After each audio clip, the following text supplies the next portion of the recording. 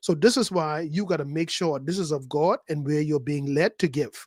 You're not called to give to everybody, because there's some people out there where they're undisciplined with their finances because they always got you to depend on. So they will always do what they want to do with their funds. Why? Because we got Johnny over here, Donkey Man. And once we go to Donkey Man and lay a sad story on Donkey Man is going to give us all of his money, and we'll continue to spend ours and use his. No. Then there are other ones who you would have helped, but they have this spirit of entitlement that you're supposed to take care of them.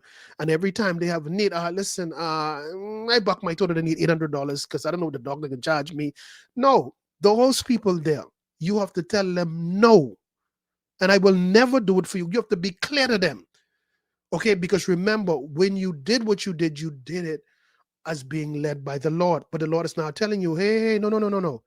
The time for helping them is over. That's finished with. I'm leading you to elsewhere, because your job in helping them was to help them get off their feet, for them to do better so they don't be in this position again. Instead, what they have done, if they see you as a meal ticket now. So every time I have a problem, I can come here. And that's why for most cases, I advise people like this with these situations all the time. Sometimes it's just good to give anonymously, because poor people, most of them have a mentality that wherever that help came from, they now highlight you on their list. So whenever they have a problem, they can always come to you. Every problem, it can be you. Every problem. The children's sick, they got to go to the hospital, let's call Donkey Man. No food in the cupboards, let's call Donkey Man. Something happened at work and we need to get some funds, let's call Donkey Man. So you're not being mean, but at the same time, you unknowingly has crossed the line where you have now become an enabler. You're literally an enabler, all because you're scared to tell them no. I want them to think. You don't want them to think. Oh, they can think today, because you need to let them know. So that's why when I wrote this post, that's what I was referring to.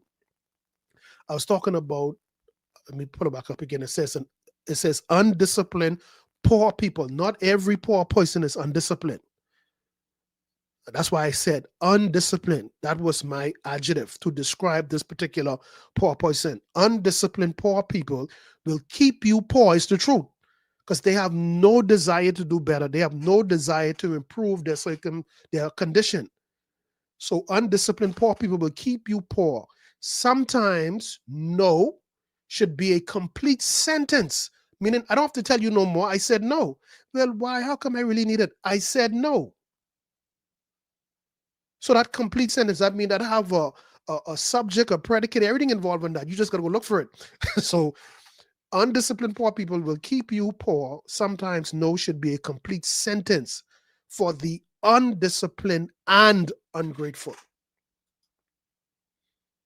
Because you want to see the real them, tell them no, and you will see exactly what you was dealing with all along.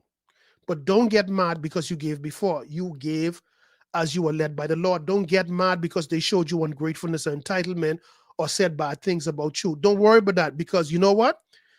Both of you all benefit when you gave. You help them, yes, but they also help you in that, because God led you, God saw some things in the future that's going to be to your detriment. So he said, now invest in this poor person. You're following a spiritual protocol where now you've made me God obligated, okay,